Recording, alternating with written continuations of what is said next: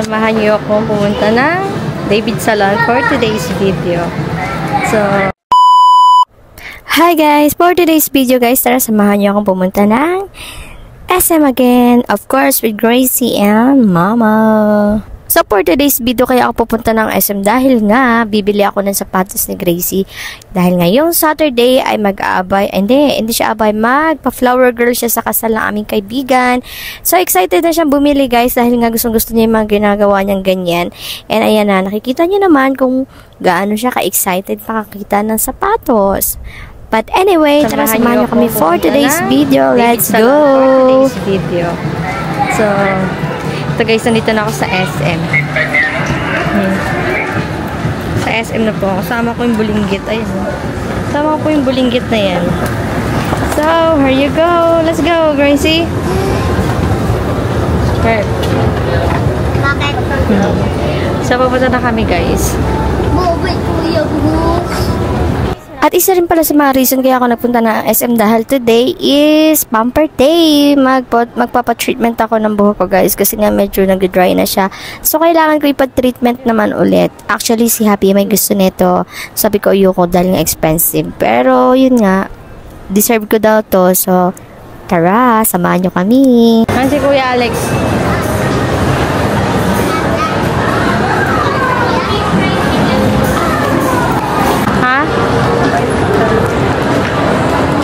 Banda, bang tingnan mo dun banda.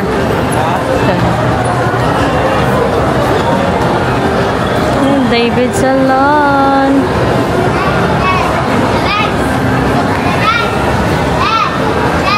Pa. So finally I'm here to David Salon at yan hinihintay ko na lang na simulan nila. Actually nasimulan na nila na shampoo na yung buhok ko niya that time. At hinihintay ko na lang ang aming hairstylist.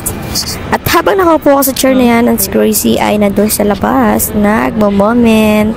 But anyway guys, sinisimulan na ni Kuya ang treatment sa aking buhok. So, medyo mahaba-haba itong video guys. So, tara, samahan niyo ako ulit.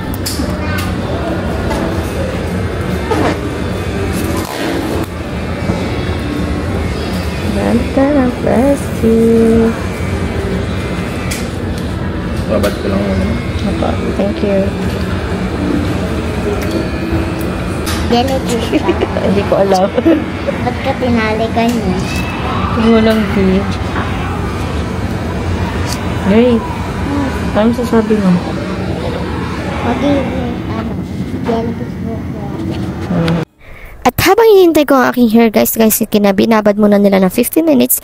At habang nakababad din ng 15 minutes, magpapamani and pedi muna ako para sulit ang oras. But anyway guys, tara.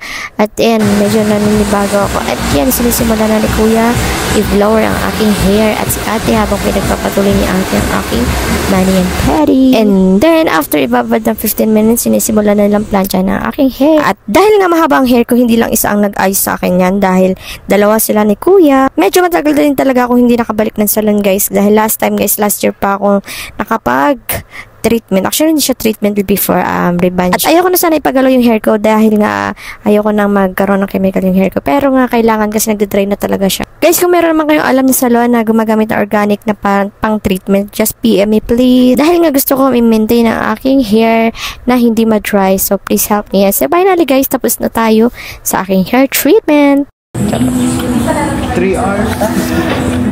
Diba? 5 lang. 3 hours pa. So, after magpa-treatment, nandito naman tayo sa magpapa-trade ng eyebrows. So, pag pamper day talaga, ito yung pinakaayaw ko dahil napakasakit niya, promise. Dahil nga no choice tayo, kailangan natin to gawin dahil nga kailangan. At dahil nga medyo makapalin ang ating kilay, kailangan talaga natin to gawin.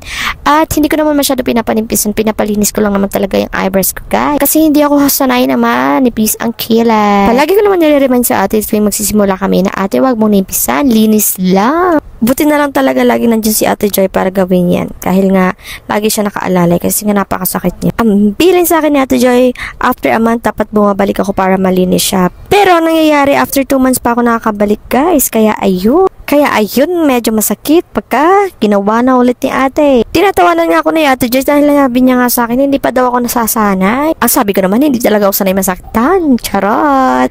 Dahil nga si Habi, mas gusto niya talaga lagi ako nagpa-pamper-day. Ako naman ay laging kontra dahil nga sabi ko, ayoko ng gasto.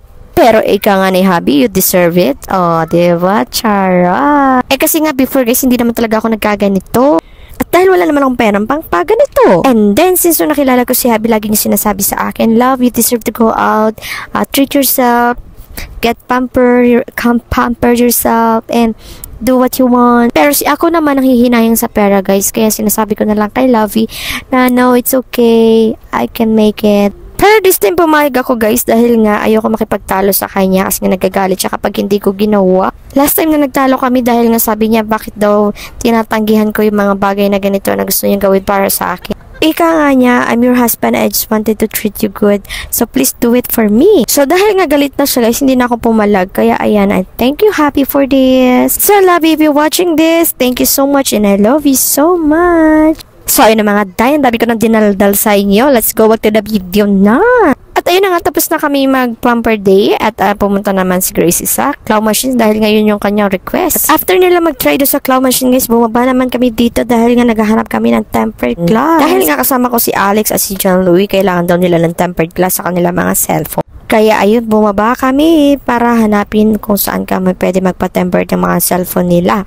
So tara, samahan nyo kami mag-ikot sa SM. Let's go! Parang nirap ka gano'n. Sorry, maawi pa ng buhok. Siyempre, bagong riban. Kailangan flex-flex niya.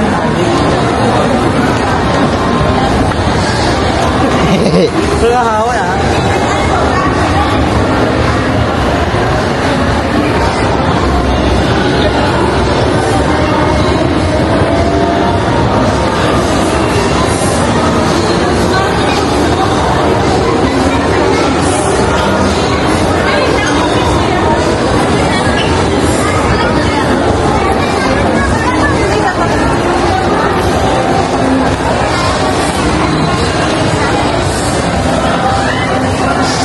And we're back!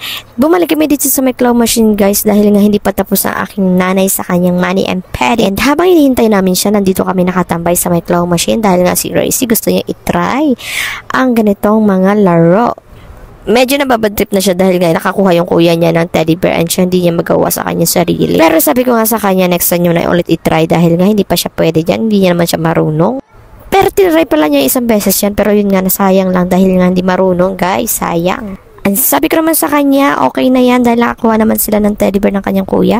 At after that, nakalimutan ko na mag-video nung naghahanap kami ng sandals o nung bumili kami ng sandals si Gracie. At tapos na kami sa aming mga pakay sa SM guys, kaya nag-aya na ako umuwi dahil anong oras na. So anyway, that's it for today's video guys. Thank you for watching. See you in the next vlog. Bye!